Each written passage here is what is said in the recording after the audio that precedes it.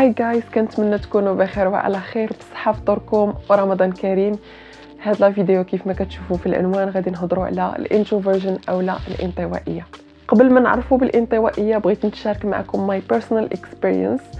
فمن نهار عقلت على راسي وانا عندي مشكل انني نبقى بزاف مع الناس. مثلا فاش كيجيو عندنا الضياف كنستمتع واحد شي شويه ديال الوقت، ومن بعد كيخاصني ضروري نتخبى في شي بلاصه نمشي، مهم ما نبقاش تما. وبويسكو الدماغ ديالنا كيحاول دائما يعطي دي زانتربريطاسيون. دونك عطاني انا ابري لا ريفليكسيون ديالي صغيره فاش كنت صغيره، حسيت باللي هادشي ريلاتيف مثلا شي مشاكل اللي عشتهم في الطفوله. دونك دائما كنت كنحس بهذا الشيء هذا، كنحس براسي معقده اون دوطخ تيرم، وهذا الشيء هذا انا ماشي عاديه بارابور للناس الاخرين.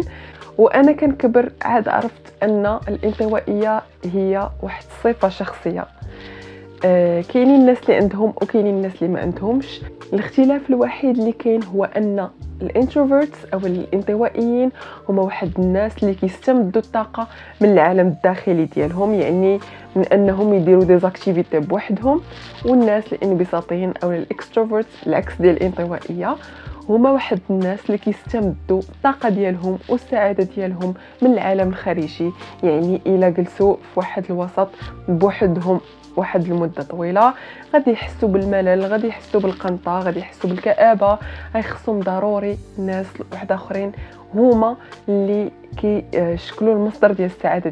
بالنسبه لي الوقت اللي كندوزو بوحدي مهم بزاف، لانه تما فين كنقدر ناخذ الطاقه باش نواجه ناس واحد اخرين. ولكن هذا الشيء ما كيعنيش انني ما كنستمتعش مع الناس واحد اخرين، لان الانسان بالطبيعه ديالو كائن اجتماعي وخاصو ضروري انتراجي مع الناس واحد اخرين. انا ما كنقولش ان الانسان انطوائي خاصو ضروري يكون منعزل وساد على راسو، غير كاين واحد الاختلاف ما بين الانتروفيرت والاكستروفيرت، واللي هو الطاقه ماشي بحال او الطاقه ديال التحمل ديال الانتراكسيون مع ناس واحد اخرين ما كتكونش بحال. الناس الانطوائيين كتكون عندهم طاقه اقل، خاصهم ضروري دغيا كيتابويزاو وخاصهم عاوتاني يعاودوا يترشارجاو، في حين الاكستروفيرت لا، كل ما جلس مع الناس كل ما كيحس براسو حسن، كل ما كيحس براسو فيه الانرجي باش يزيد يهضر ويزيد يانتراجي. بالنسبه لي رسم الحدود كان من بين العوائق اللي لقيت في حياتي، لان مع من غادي ترسم باوندريز مع مثلا العائله ديالك اللي هما واحد الناس اللي قرابين لك وكيبغيوك. فالناس او الثقافه المغربيه مبنيه على الجماعه، يعني دائما كناكلوا اونصامبل، ملي كيتجمعوا العائلات كنعسوا ربما في بلاصه وحده. دونك الثقافه المغربيه او العائله المغربيه اون جينيرال بوتيتر ما كتقبلش الكائن الانطوائي بواحد زعما على الرحب والسعه. وهادو من بين المشاكل اللي كنت لقيت انا، وهو انني ما قديتش نرسم حدود بيني وبين العائله ديالي. ولكن من بعد تعلمت انني كنت ادا اكثر وكنفقد هويتي اكثر وليدونتيتي ديالي، فلهذا قررت انني نكومونيكي هاد لو بوزوان ديالي. وانا كنشجع اي واحد كيتفرج فيا دابا وعنده نفس هاد لي كاركتيرستيك انه يكومونيكي هاد لو بوزوان هذا، لان فاش كتهضر على هاد الشيء الناس كيتفهموك وانت كترتاح اكثر. وبطبيعه الحال الناس الا كانوا كيبغيوك وكيبغيو لك الخير فهاد الشيء ما غاديش ياثر على العلاقه ديالك معاهم. كيفاش كنتروشارجا؟ اولا عندي الكتابه، كيعجبني نكتب اولا بالاحرى جورنالين، لانني كيعجبني نخرج الافكار ديالي باي لغه ما كنحكمش على الاسلوب ديالي بديك اللغه. كنكتب بالانجلي، كنكتب بالفرنسي، كنكتب بالعربيه، كنكتب باغفوا حتى بالدارجه المغربيه. المهم انني نخرج كاع الافكار اللي عندي لداخل. وبعض المرات كيكون عندي شي مشكل اللي واخد لي واحد الحيز كبير في التفكير ديالي، ولكن ملي كنكتبو كنلقى لا سوليوشن. داكشي كيوقع بواحد الطريقه ماجيكال. انا براسي كنتفاجئ، كنقول كيفاش الحل كان ساهل حتى لهاد الدرجه وانا ما رديتلوش البال. الرسم والتلوين هو شي حاجه اللي كتحرك لي لا كرياتيفيتي ديالي، كتحرك الابداع ديالي.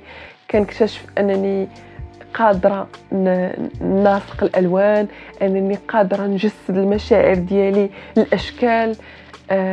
كنكتشف انني قادره نخرج اي حاجه سلبيه لداخل غير عن طريق مثلا واحد الرسومات اللي بيتيتر ما كتعني حتى شي حاجه، اولا بعض المرات كتكون كتعني بزاف د الحاجات. المهم كنرسم وكنحس بداك الوقت اللي كندوز في الرسم والتلوين واحد الوقت اللي برودكتيف. الغناء وهو الهوايه الرئيسيه ديالي واللي كنحماق عليها من الصغر، فهو الحاجه الوحيده اللي غتخليني نخرج من واحد المود خايب لواحد المود زوين بزاف. هي الحاجه الوحيده اللي كتحسسني براسي، انا كنحس بالهويه ديالي، كنحس براسي بحال تزاديت باش نكزيرسي هذا الشيء. فبطبيعه الحال الا درت هاد لاكتيفيتي غادي نحس براسي تيلوشارجيت اكثر، وغنحس بواحد الطاقه وواحد الايجابيه في حياتي. نتعلم شي انسترومون هو واحد الطريقه فعاله بالنسبه لي باش انني نغونوفلي الطاقه ديالي. وانا هاد الايام كنتعلم لا غيتار. بيان سور انا شاده لي باز ديال لا غيتار، ولكن كنزيد نتعلم لها اكثر فاكثر. و عندي في لي زوبجيكتيف ديالي بزاف ديال لي انسترومون، ولكن كلشي غادي نديرو بشويه بشويه. انا ما كنت سابق مع حتى شي حد، وانا ماشي في كومبيتيسيون. انا كندير داكشي اللي كيعطيني الطاقه وداكشي اللي كيخليني نتشارجا اون طونكو انتروفيرت. مؤخرا اكتشفت انني قادره نكتب اغاني بالدارجه المغربيه مور ما حضرت بزاف ديال الكورسز ديال سونغ رايتين. فمن بعد ان شاء الله غادي نتشارك معكم الطريقه كيفاش وليت كنكتب اغاني. بهذا لا فيديو كنشجع اي واحد اللي كيحس براسو انطوائي ما يحش بان شي مشكل ماشي هو هذاك بحال اللي كنت كنعتقد انا شحال هادي. انت ما خاصكش طبيب نفسي اولا عندك شي ولا معقد ولا كاع دوك الافكار. انت واحد الانسان عادي، وبالعكس واحد الانسان محظوظ لانك كتقدر تكون انديبوندون على الناس، تقدر تدوز الوقت بوحدك، تقدر تستمتع بالوقت بوحدك. واخا بزاف ديال الناس كنشوف غير من راسي بزاف ديال الناس كنحس براسي كنبقى فيهم ولكن انا راه سعيده. يعني من هذا المنبر كنقول لهم ما كاينلاش نبقى فيكم، انا راه كنكون طوب ديال السعاده ديالي فاش كنكون بوحدي. فإلا كنتي كتحس براسك انتروفيرت، حاول تلقى دي زاكتيفيتي اللي غادي تستمتع بهم، حيت حنايا مختلفين، كل واحد ومعايش عنده. كاين اللي مثلا الا غير خرج بقى كيتمشى لواحد المده طويله وهو كيهضر غير مع راسو مع الافكار ديالو، هادشي كيعطيه السعاده والمتعه. كاين اللي خاصو ضروري مثلا يدير شي اكتيفيتي واحده اخرى من غير انه يتمشى.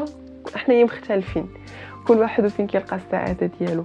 غير هو لو فات ديال انك كتحتاج وقت بوحدك ما فيها حتى شي عيب، ما فيها حتى شي مشكل. كانت هذه هي لا فيديو ديال اليوم، كنتمنى تكون عجبتكم. خليوني في لي كومونتير واش نتوما من ليكيب ديال الانتروفيرت او الاكستروفيرت، وقولوا لي الا كنتو انتروفيرت شنو هما لي زاكتيفيتي اللي كتستمتعوا بهم، والا كنتو اكستروفيرت شنو هما لي زاكتيفيتي اللي كتستمتعوا بهم. دمتم بخير وحتى نتلاقاو في فيديو قادم ان شاء الله. باي باي.